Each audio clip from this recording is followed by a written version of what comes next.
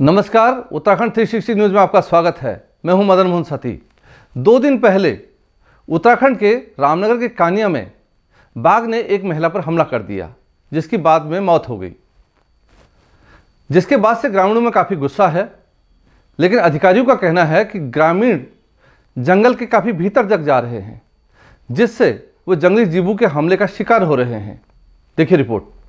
जंगल में जाके उतने दूर यदि जाके बाघ आक्रमण कर रहा है तो बताइए कैसे बचाया जाए। वैसे तो फिर पूरे जंगल के सारे बाघ मारने पड़ जाएंगे। सुना आपने, वन विभाग का अधिकारी गांव वालों को हादसे के लिए जिम्मेदार ठहरा रहा है। उसका कहना है कि जो हादसा हुआ है उसके लिए गांव वाले ही जिम्मेदार हैं। उसने गांव वालों से कहा कि वे जंगल के काफी भीतर तक जा रहे हैं, जिससे जंगली जीव उन पर हमला कर रहे हैं। वन विभाग के अधिकारी के लिए इतना कह देना काफी है, वे साहब जो ठहरे। उस क्षेत्र में मत जाइए, बिल्कुल मत जाइए।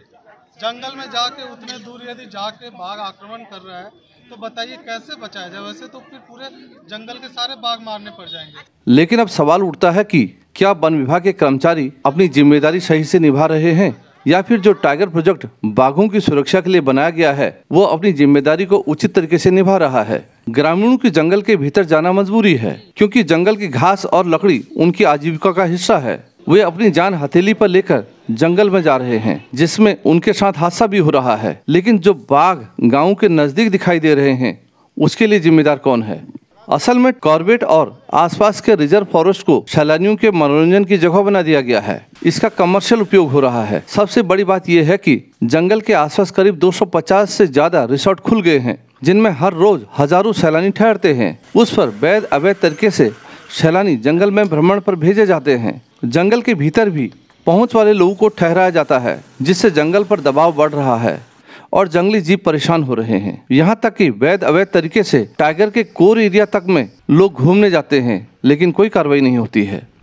टाइगर प्रोजेक्ट और आसपास के रिजर्व फॉरेस्ट पर लगातार इंसानी दबाव बढ़ रहा है। कोसी और रामगंगा के तट पर होटल और रिसोर्ट बनने से वे पानी पीने के लिए नए स्रोतों की तरफ जा रहे हैं। कई बार जंगली जीव भटकर गाँव में चले आते हैं, जहाँ वे अपने बचाव में इंसानों पर हमला कर देते हैं। लेकिन टाइगर प्रोजेक्ट और रिजर्व फॉरेस्ट के अधिकारी इन सब बातों पर चुप्पी साधे हुए रहते हैं, क्योंकि होटल और रिसोर्ट मालिकों की ऊंची पहुंच है। गरीब इंसान का क्या, उसे तो मुआवजा दे दिया जाएगा। एहतियात के तौर पे कैमरा ट्रैप और पिंजरा लगा दिया है वहाँ पे। वो एक टाइग्रेस है जो आइडेंटिफाई किया गया। अभी हमने उसमें 3 लाख रुपए जो हमारी मुआवजा धनराशि है वो हम तत्काल वितरित कर रहे हैं। उसके अलावा आपदा मद से भी जो धनराशि अनुमन्य है वो उनको दिया जाएगा। गांव वालों को अगर जंगल के भीतर जाने से रोकना है तो वन विभाग और टाइगर प्रोजेक्ट को मिलकर काम करना होगा। उन्हें उन लोगों को रोजगार के विकल्प देने होंगे जिनकी आजीविका जंगल पर टिकी है। साथ ही जंगल के कर्मचारियों को समय समय पर उन्हें बाघ के मूवमेंट की भी जानकारी देनी होगी। तभी जंगल से जिन ग्रामीणों की आजीविका जुड़ी है उन्हें जंगल के भीतर जाने से रोका जा सकता है, और हादसे भी तभी कम होंगे। Bureau report, Uttarakhand 360 news. इस घटना के बाद से ग्रामीणों में काफ़ी रोष है। उन्होंने वन विभाग के खिलाफ नारेबाजी भी की। हालांकि वन विभाग का कहना है कि वो पीड़ित परिवार को उचित मुआवजा देने जा रहे हैं। साथ में परिवार के किसी एक सदस्य को संविदा पर नौकरी देने की बात भी कही गई। लेकिन क्या मुआवजा उस परिवार के लिए उस महिला की भरपाई कर पाएगा? सोचने वाली बात है। देखिए रिपोर्ट।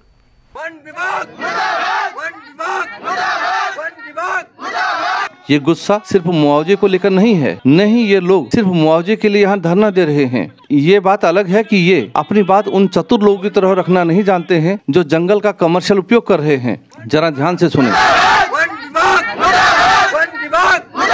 आपको इनकी आवाज में वो दर्द नजर आएगा जो ये रोज रोज झेल रहे हैं। इनमें से शायद ही कोई होगा जिन्होंने अपने प्रियजनों को नहीं खोया हो। लेकिन जब भी ये सवाल उठाते हैं, समझदार लोग इनकी आवाज के बीच में मुआवजे का मुद्दा उठा देते हैं, जिससे दर्द पर मलहम लगाने की कोशिश होती है।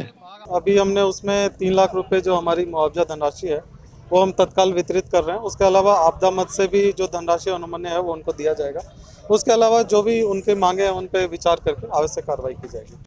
यकीन मानिए, इंसानी जिंदगी से रुपया पैसा कभी बड़ा नहीं हो सकता है। जो चला गया उसकी कमी कभी पूरी नहीं की जा सकती है। जो प्यार माँ बाप भाई बहन से मिल सकता है वो रुपया पैसा कभी नहीं दे सकता है। अधिकारी हर बार निर्दयी और निरंकुश न बने, जरा इनकी आवाज भी सुन लें। आखिर क्यों इस महिला की जान चली गई? आखिर जंगल क्यों इतना निर्दयी हो गया? याद रखिए, जिनकी आजीविका जंगल से जुड़ी होती है वे जंगल और जंगली जीवों को कभी नुकसान नहीं पहुंचाते हैं। जंगली जीवों के साथ कैसा व्यवहार करना है उन्हें आता है, फिर भी क्यों जानवरों के हमले उन पर होते हैं? कभी सोचने की कोशिश करें जनाब। असल में जंगल में लगातार दबाव बढ़ रहा है, गाड़ियों का शोरगुल बढ़ रहा है, कैमरे की लाइटें पड़ रही होती हैं, जिनसे जीवों के व्यवहार में बदलाव आता है और वे उन लोगों पर भी हमला कर देते हैं जो उन्हें नुकसान नहीं पहुंचाते हैं। अगर हम इन सब बातों को भूल भी जाएं, तो अधिकारियों से गुजारिश करते हैं कि वे आलीशान दफ्तरों से बाहर निकलें, जंगल में भ्रमण करें, देखें उसके भीतर क्या चल रहा है। जरूरत से ज्यादा सैलानी जंगल के भीतर होता है, जो कांच और प्लास्टिक की बोतलें वहीं छोड़ जाते हैं। वे अपने साथ जो खाने पीने की चीजें ले जाते हैं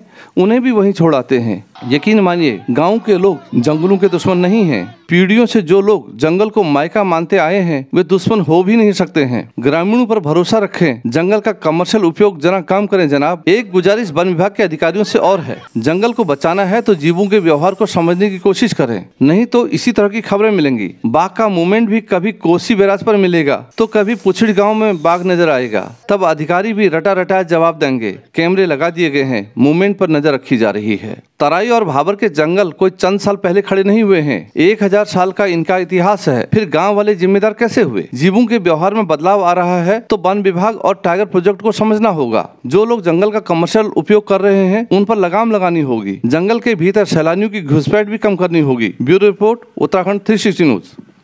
नैनीताल के एसएसपी ने जिले में कानून व्यवस्था सुधारने के लिए नए निर्देश जारी किए हैं।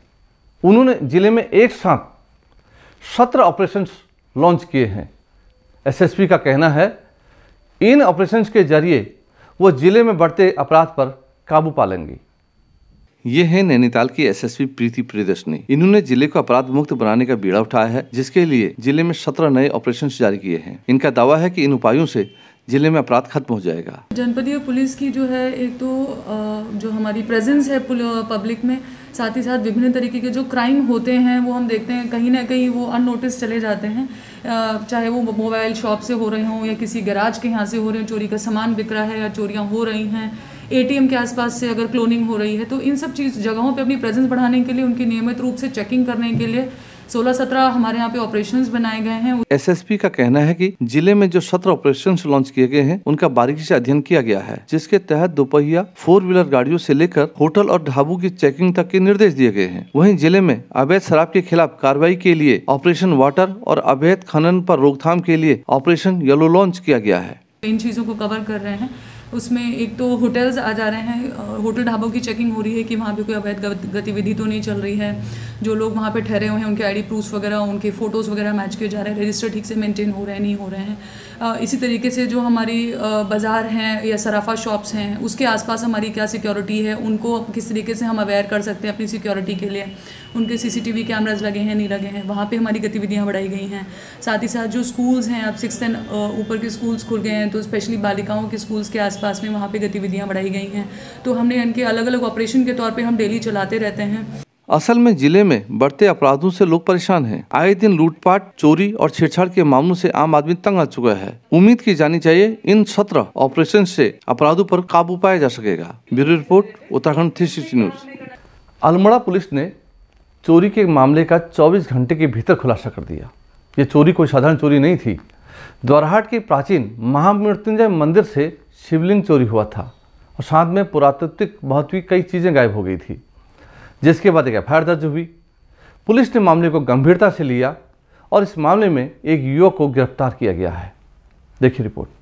यह है द्वारहाट का महामृत्युंजय मंदिर। इस मंदिर से 2 दिन पहले पुरातात्विक महत्व की चीजें चोरी हो गई थी, जिसमें भैरव मंदिर से शिवलिंग, चिमटा और दूसरी वस्तुएं शामिल थी। पुलिस ने इस मामले को गंभीरता से लिया और महज 24 घंटे के भीतर ही इसका खुलासा कर दिया। मैं तारा सिंह राणा, जो चितैली गाड़ द्वारहाट के रहने वाला 24 साल का युवक है, उसको पुलिस द्वारा गिरफ्तार किया गया है। इसमें पुलिस द्वारा जो पूछताछ की गई और कल से इसमें पुलिस द्वारा जो सीसीटीवी फुटेज है वो इसमें मुख्य भूमिका पुलिस द्वारा सीसीटीवी फुटेज की रही, जिसमें कड़ियों से कड़ियाँ जोड़ी गई और उसमें ये तारा सिंह राणा पुलिस की गिरफ्त में आया। असल में इस मामले को लेकर एक एफआईआर दर्ज की गई थी, जिसके बाद पुलिस ने एसओजी की टीम को सक्रिय किया और सघन चेकिंग अभियान चलाया। वहीं द्वाराहाट के बाजार और मंदिर के आसपास सीसीटीवी कैमरों को खंगाला गया, जिससे संदिग्ध को पहचानने में मदद हुई। 9 तारीख को अपने गांव से 2 किलोमीटर दूर एक मंदिर से भैरव की मूर्ति चुराई, साथ में कुछ चिमटे भी इनसे बरामद हुए हैं। दूसरे दिन ये घर से 10 तारीख को ये बता के गए कि ये बाल कटाने के लिए नाई के यहाँ जा रहे हैं, लेकिन ये सीधे मंदिर में पहुँचे और मंदिर में पूजा करने के बाद ये बगल वाले भैरव मंदिर में गए और भैरव मंदिर में इन्होंने जो शिवलिंग है उसका ऊपरी भाग तोड़ करके अपने साथ ले गए। इसको इन्होंने पहले अपने घर के पास ही स्कूल के नज़दीक छुपाया और बाद में शाम को दौड़ने के लिए घर से निकले और एक थैले में मूर्ति और आपका शिवलिंग का ऊपरी भाग और चिमटे रख करके इन्होंने स्कूल के पास ही जो एक स्थान है वहाँ पे इसको डाल दिया। पुलिस ने इस मामले में एक युवक को गिरफ्तार किया है, जिससे प्राचीन और पुरातात्विक महत्व की सभी वस्तुएं बरामद हो गई हैं। वहीं आरोपी को जेल भेज दिया गया है। Bureau report, Uttarakhand 360 news. Uttarakhand के काठगोदाम में सीआरपीएफ योगा फेस्टिवल का समापन हो गया है।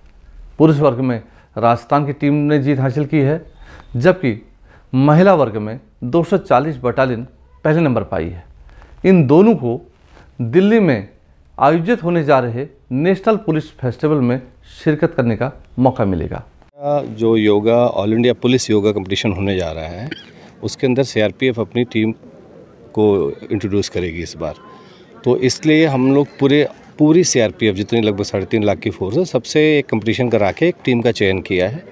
ये टीम में से जो लोग सेलेक्ट होंगे वो फर्दर जो है अपना उसमें पार्टिसिपेट करेंगे ऑल इंडिया पुलिस गेम्स में।